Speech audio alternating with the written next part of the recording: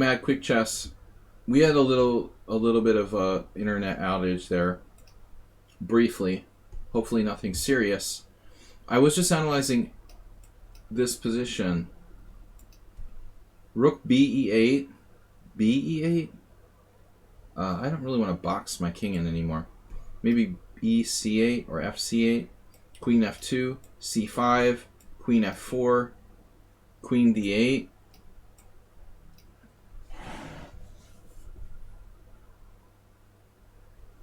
King f2 and the h file, back to the h file. That's why you never should have left that h file open. I mean, you should have left it open. You never should have taken your rook off the h file. That's an amazing rook sack, though. I mean, I'm not castling kingside here if I'm black, honestly. I thought this was a very strange decision by black. In this position, seriously. He can castle queenside. Like a queen's gambit or something.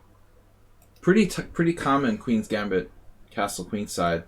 If you watch like Vita Levante, our friend Tranquilizer, play the black side of the queen's gambit, a lot of exchange variations. You see black ending up like with king on b8. It's pretty standard. And I think this structure now, he's not going to have anything to attack on the king side. That's much safer. Castles was dangerous. Nice move. Rook f6. And now it's just like Zuckertort. We're in Zuckertort world. No, Harry Nelson Pillsbury. He took, and we get a transposition to the line we were looking at.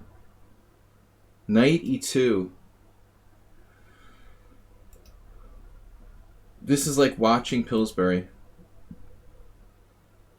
Now, I guess he can defend with queen f8, so h5 seems like a very bad idea.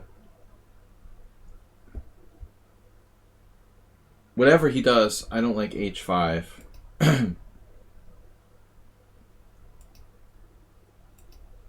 Knight f4. h5 just made it faster. And then a crushing mating attack. You have knight g6. Knight g6 and mate on h7.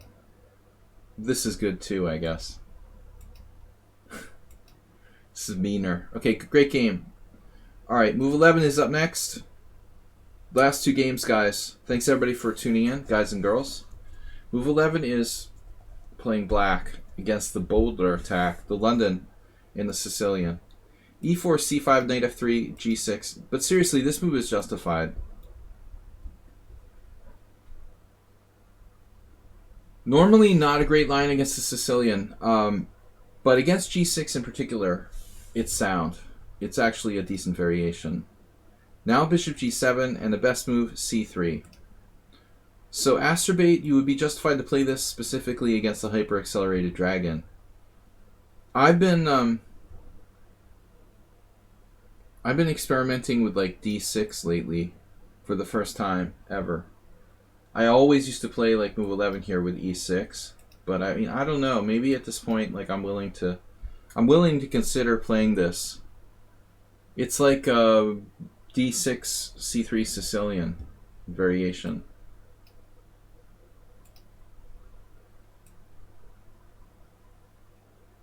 Are we alive yet?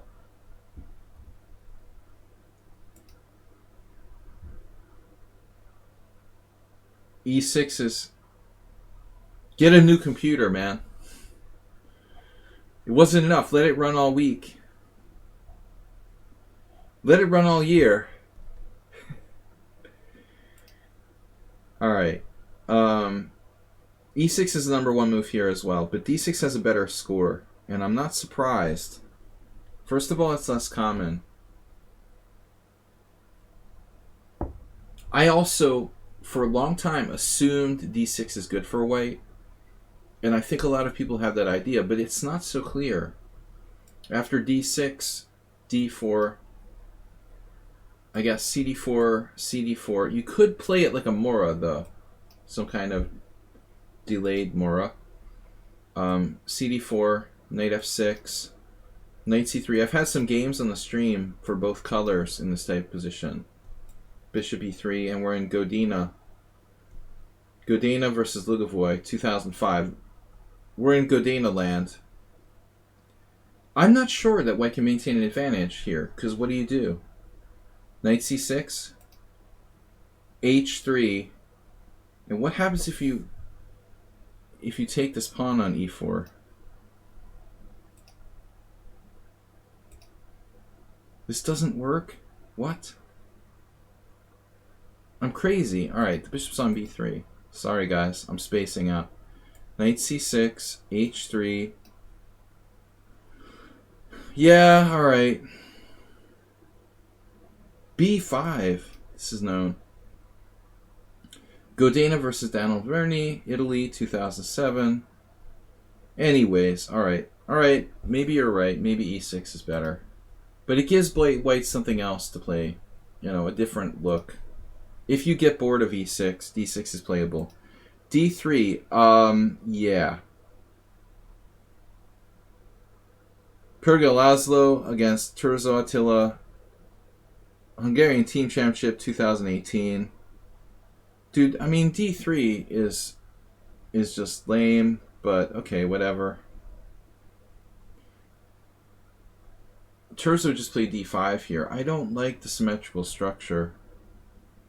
So, that's boring. I mean, after d5, take, bishop check.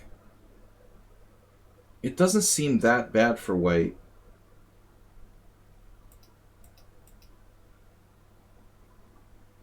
Pergil played this. Not really great setup for white. Alright, e6. Anyway, d3 is not a real move. It doesn't matter. This is not a real move. So knight e7 is best. I like move 11's move even better than Turzo's d5. Alright, standard move. Now, I mean, a5? What is a5? Astrobate, 500 bits. Thank you, man. Astrobate's going for the 100,000 donation. The 100,000 bit badge. Make sure you spend all your bits in one place.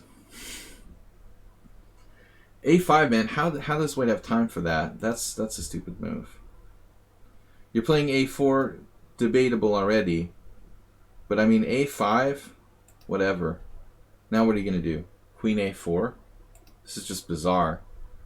So now black can play d5, d4, or just d6.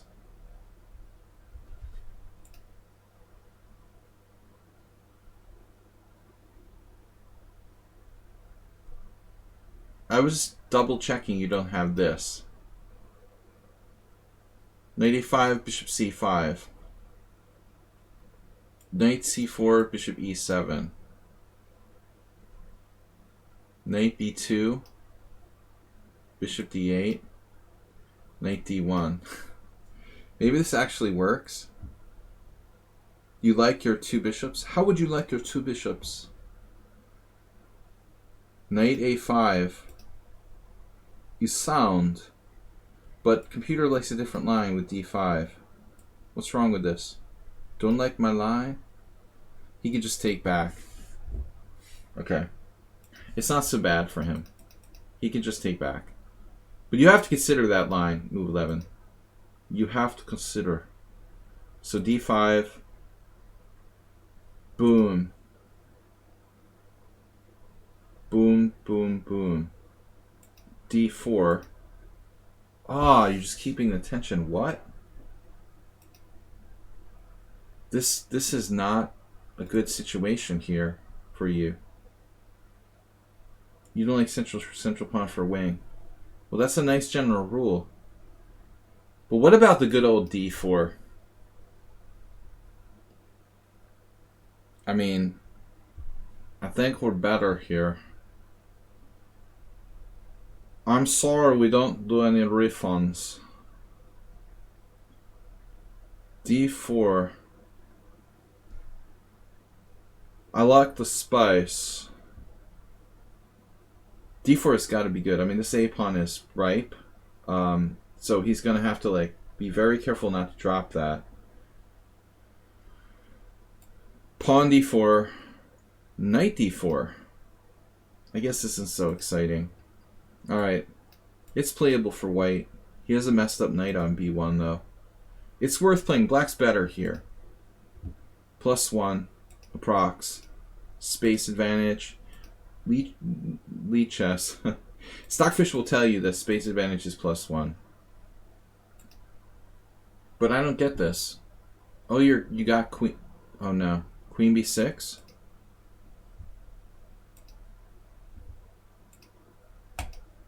Mister, I don't like trading a wing pawn for a flank pawn. You just traded a central pawn for a flank pawn. You just traded your B pawn for the A pawn. Not to be dogmatic, but technically. What does he have? Knight A3 now? You've got A6 if Knight A3. Not a conventional player, white. It's one of these typical coffee house Boldler attack players. They're a dime a dozen on lichess. But he's already got too much credit. It's starting to look like some kind of normal King's Indian or something. What is this?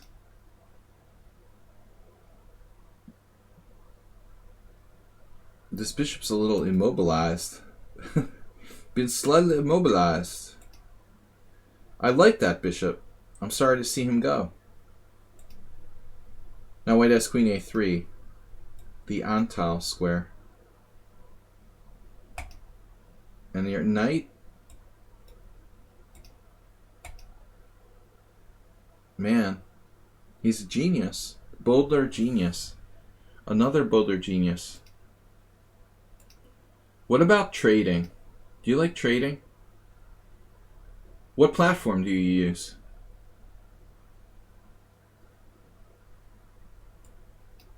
Bishop d4, knight d4, queen d4, queen e7, queen d3.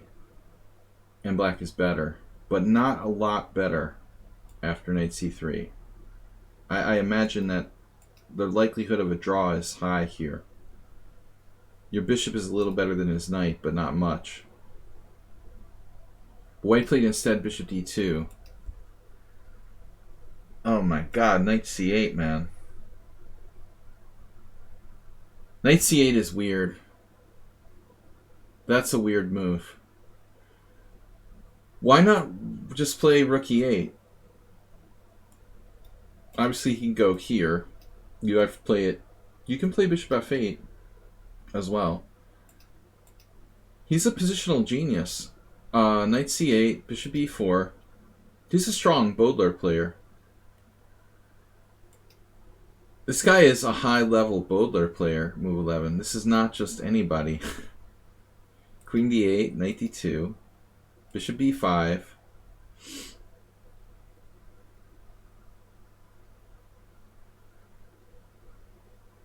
I feel bad about screaming in Pridman's face now. Bishop b5, b4. Nobody freaking punches the clock back against me. You have e5, man. That actually looks pretty good. Why don't we just like cement that pawn and then play for h6 and f5?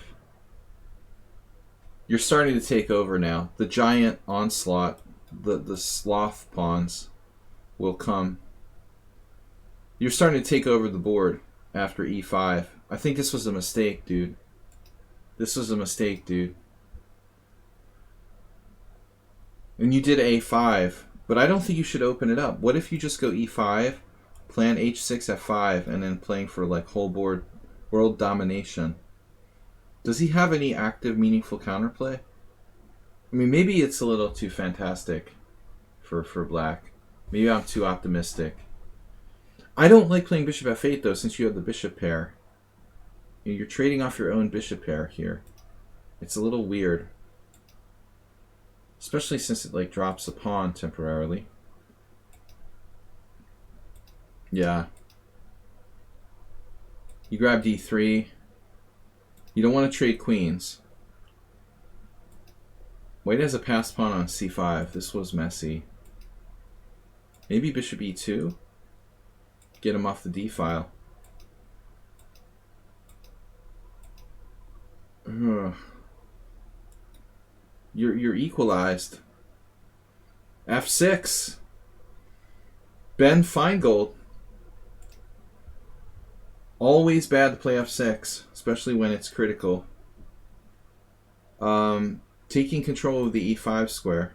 Never should have traded off your bishop on g7. Kingside's kind of soft. This guy is high-level bowler. He likes... Do boulders like bowling? Bowlers. What about e5? You could have some serious issues. I don't think I like our position anymore, Mommy.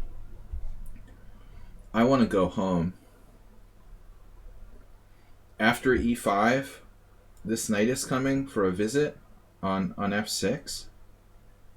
This doesn't look good, dude. You're like -3 here. Ouch. Ouch. Mr. Slow is late. I did do your game. I did do your game. It's instructive. I thought we did a good job covering that. Thank you for the donation. 1,000 bits leading for the week. Mr. Slowhand with 1501. If I'm up to date. 1501. Astrobait with 1500. Up. He's usurping Astrobait's bit lead for the week. Good game, Mr. Slowhand. Thematic Rossalimo. No, move 11. You got trounced by a classic Bowdler attack. Standard. And he misses e5. Good God, that's crushing. 94. Oops, you dropped a pawn. And he's just like random, man. Queen h6. What about this pin here? What about rook c1 or something? Can he tie you down to this bishop? What are you going to do? You have bishop c4 now. Look at this. Rook c1, bishop c4. And the point of that, no, the point of this is knight takes e6. I don't know what's going on. Knight b6, man. The knight on c8. Classic Jonathan Spielman. Number 4. That's why we play knight c8 in the early middle game. In the Sicilian, right? Man, this went completely astray, but somehow he's letting you stay alive. Queen takes c5, queen h6, bishop c4, rook c1, queen b4. Rook a7, the Astrobait maneuver.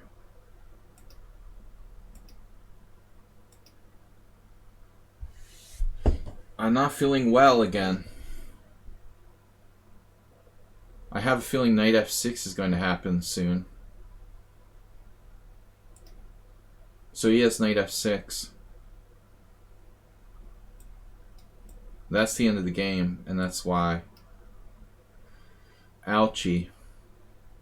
Ouchakov. Yevgeny Ouchakov. King h8. Always a good time. The Arabian mate, like queen takes, rook takes, rook takes. Rook d8 is so mundane. There's no need for that. Let's be a little imaginative. The Arabian mate is always cool. This guy was serious bowler. Maybe one of the strongest bowlers I've ever seen. I would be suspicious. Alright. So that's like the guy in Romania who couldn't like set up the board in the right direction who beat me. Highly suspicious. So we've got, okay, Guiju with game 10. Chapter 10. Who submitted this? Yabatis, are you still with us? Is Yabatis still here? I don't know who's white and who's black in this final game for today. That's the question. Game 10. There's nothing in game 10. Oh my god, it's a disaster. Wait, what is this? Bijak, your game was analyzed. Thank you. Is anybody in charge here? Our last game didn't seem to go through. The I am here. Chess fan. But your game didn't go through. Why? You sent a study. To who? The dude who sent your study, who put your study in, was not diligent. He screwed up. Can you send me the study again? I think we have a problem. Send it to me again. Send it to Mr. Send it to Sparkle Horse. Ubatis has drifted off. Can't... Man, it's hard. Good help is hard to find around here. Send it to me.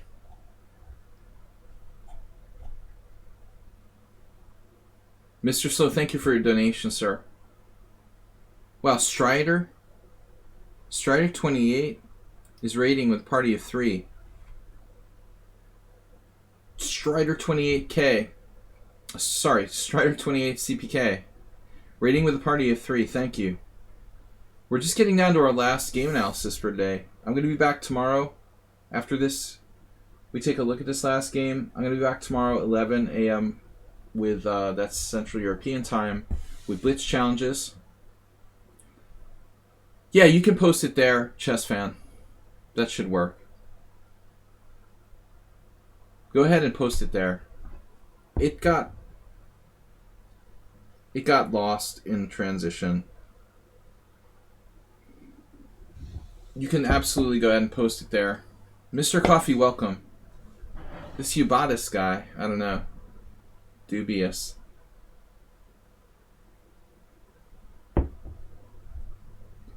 Chapter 10 is just an empty barrel.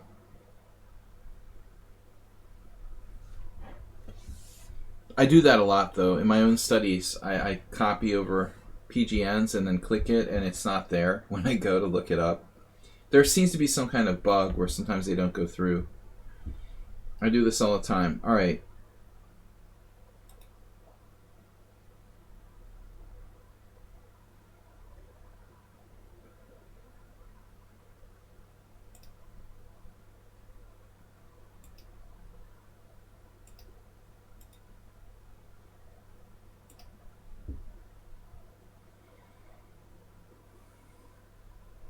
Oh no. Oh, I clicked the wrong link. You put the Twitch. You put my Twitch link there.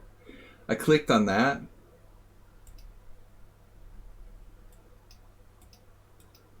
That was funny. Alright. Let's see if this works. Oh no. Oh, it's our game. Well, since it's our game, I can find it.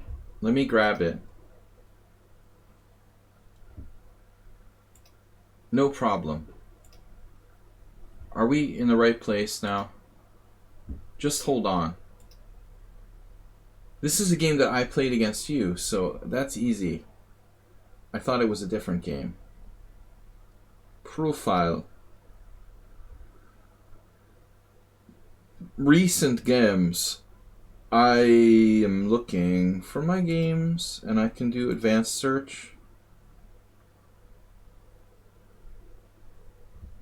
And I can go to the Simul and find the game. Very easy. Easy, easy. Tomorrow we're streaming from 11 to 1:30. Afterwards, we're going to have... Or, I'm sorry, but... Excuse me. Raleigh, a.k.a. Schieberspieler, is going to host a tournament. I'm just finding this game. Where is the game?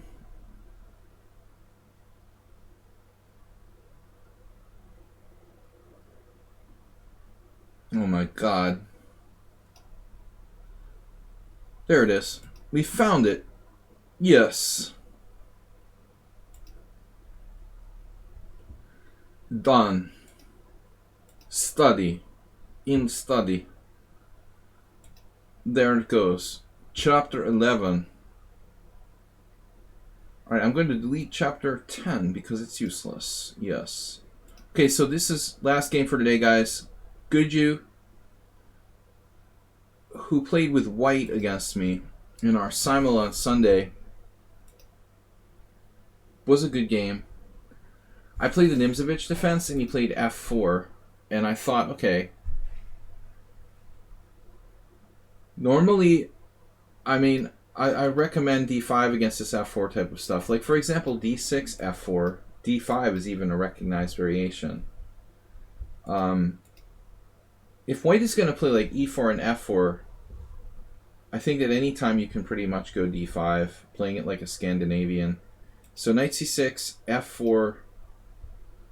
I guess I could play another option here, maybe e6, like a French, or g6. But this seems like the best move. Is d5 the best move? Can I get an engine? I never thought about playing e5. That's funny. But that's like playing the black side of the King's Gambit declined. I don't like it. Probably... Oh, this is something Ibadas would enjoy, but he's not here anymore. So d5, best move. And now, don't take, you push. Taxi driver variation. Alright, not a lot of games here to go on, theoretically. I played the main move. Someone played g5. That's a spicy move, but it looks a little early. Definitely possible, though. Bishop f5, and you played, what? Bishop b5. Yeah, I was concerned about this move. I wouldn't be surprised now if the engine is like, screw it, play a6. If I realized that this is kind of tricky, looking at it in retrospect, maybe I should just play a6 right away. Normally I don't like to do that. There's some justification here. I'm sort of curious what the computer says. It agrees with queen d7. Okay, this felt like the right move. Then you played knight f3, and there are these weird threats of, well, ideas of knight d4. I don't mind. a6.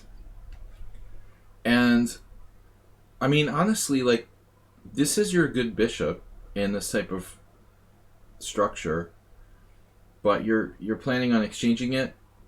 Most cases. I mean, you could go back to e2. It would seem like a strange decision here. But all I've really gained is like a6 and a tempo. I expected you to take, and then after queen takes, knight d4, queen d7, knight f5, queen f5 with an equal position, approximately.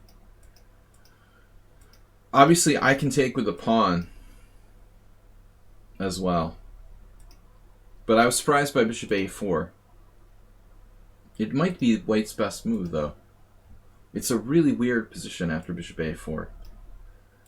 Not sure what I'm supposed to do here. Eventually I played b5, bishop e3, and now what? e6, and you played a4. I couldn't believe it. You're very much like kind of slow developmentally. So now the safe move would be like rook b8, but you gain the open file for your rook. So I decided to take a risk.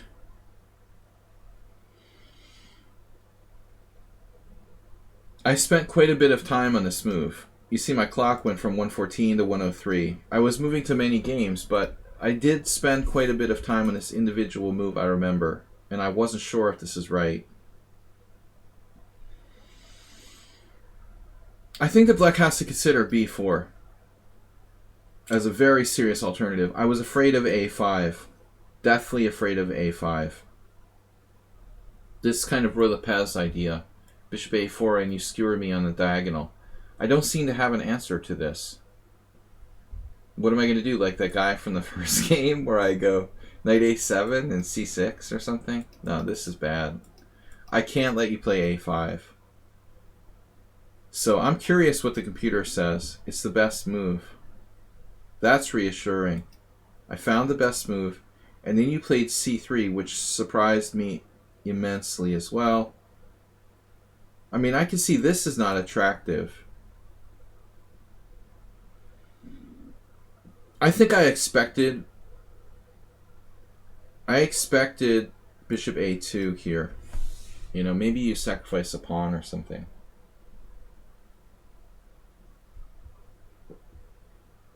Because if I take this pawn, yeah, I mean, it's probably better for black. But still, those pawns aren't guaranteed to be secure forever. I mean, I don't know. What are you supposed to do here? Bishop a2 is best. So c3 looked crazy. It weakens your white squares on already weakened white square position. But I basically blundered here, at least in calculation. Taken on b4? I didn't consider that. What? On b5 you mean? Right here. That's possible, but I don't like this for you structurally. It's possible. But after knight a5, c3, I missed something. I just missed that you had queen b7. Until the minute after I made the move, and I was like, oh my god, he has queen b7. Maybe I'm lost. So finally I decided to take this, and then I don't know what to do. It reminds me of the Open Roy Lopez. You're tied down to this really funky knight on b1. What should black play here? Rook b8 and give up the a file again? I don't really like this. You'll always have some counterplay here. Maybe your problems are too big though. Maybe knight d4. This is weird, but I mean, what happens here? I mean, are you just like permanently tied down? And I'm threatening like here. This looks pretty good for black. The weak squares on the white squares. So I completely missed queen b7. This was a terrible blunder. Though it was lucky that I guess according to the computer I didn't actually blunder. Computer likes bishop d3 better. I didn't look at this enough. So I was afraid I made a catastrophic mistake, but it's not. Queen b7, rook c8. You can't take. You're tied down to b1. So you played queen a6, and now c5, taking away the d4 square. And you're still tied down to a4. You can't make the capture on a4 because the rook must protect the knight on d1. So knight a3, and it blocks your threats. So it looks like you lost control of the situation. Now I stopped knight b5. Now you tried this move. But I am concerned about your pieces not being developed. Then again, I have my own problems. Pardon. So, if bishop e4, white has d3, I suppose everything's protected. I would like to keep my bishop, but I didn't see how. So I played knight h6, and I wasn't sure here. Knight f5, knight f5. I think at this point you went a little too far. At this point, it's not too late for white to maybe come to your senses. Can you play like d3 and just castle kingside? Let's say I play h5 or bishop e7, castles. Is this a threat now when you're a little better developed? The answer is probably yes. So now I have to play h5, and then I can do a Gurgenidze-Caro-Kann thing, like g6, king f8, king g7. Manually castle on the king side. And you're worse optically because your pieces are tied up, but I'm not so sure. At the end of the day, I have the worst pawn structure, technically, with the isolated pawn on a4.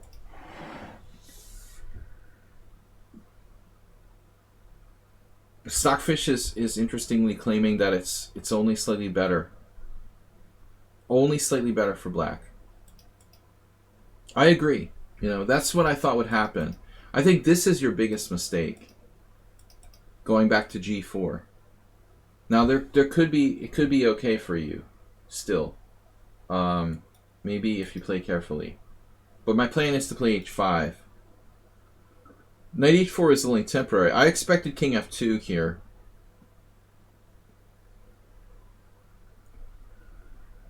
And I'm going to play h5 and break up your pawn structure. But I guess if I had looked further, maybe you have just h3. Maybe my knight is stuck there for a while. I mean, white could even play something crazy like king g3, g6, and then I do this maneuver like I was talking about here. Bishop somewhere, king g7. You can't move your bishop, sorry. Rook a2. The problem is eventually the white queen could get trapped. So he has to be careful about that. His queen is stuck out in front of the position. The queen would like to be back somewhere. Maybe you can bring it back. Like now. I mean, in fact, maybe I actually have to play c4 in some moment to trap your queen further. I have the ability to play a c4 move at some point. You know, maybe that's the key idea. But anyway, I don't like g4. It's too reckless. Too dangerous, and I can break up your king side. And then c4 was a natural try, because he wants to get the b5 square.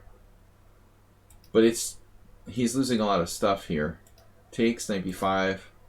I took here, but I should just play knight f3 check, I guess. No, I wanted to undermine his knight first. Okay, takes, knight d6, takes, pawn takes, and I thought it was just over for him. He has a pawn on c1. The problem is my king just isn't completely safe. Check, king d1, rook takes h2, and he's just getting out in time. I honestly thought you were going to survive to an endgame here. The computer says I'm completely winning. I took time to play f6. Another Ben Feingold moment. Always play f6. Because it's good. It's usually good. Rook takes c4. And now what's the best move? Rook d8 is good. And he's just down a piece. Knight. Good knight versus bad bishop. And you know, you have to trade queens, I guess.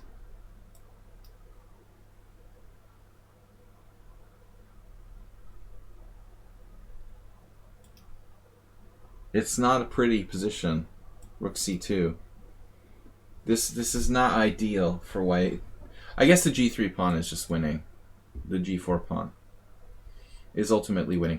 But I mean, the main mistake was playing g4. You know, you can't afford to do g4. And it's mating attack. That I think is the key moment in the game, guys. I mean, it was an interesting position, very risky style by white, but this seems like he's going too far here. I mean, how bad is this position here? Look, it's like close to equal. It's about equal until g4. And white's position just falls off a cliff after an h4. Alright guys, I gotta go. Thanks everybody for watching. Exactly. f6 is good unless it isn't. It's usually good. So continue to play f6 whenever you get the chance. I'm International Master William Pascal. Thank you for National Hurricane Defense Day. We're going to be back tomorrow with Blitz Chess at 11 a.m. CEST. Playing with everybody. 5+3 casual. Thanks for watching. Thanks for Naponda. Maybe he should say something for once. Because he never comes on. He's shy. Hasn't been on the stream since America. America! Hey everybody. Sorry I haven't been too outspoken lately. Welcome to the stream. Goodbye. We'll see you tomorrow for Blitz. Hey, haha. Bye-bye.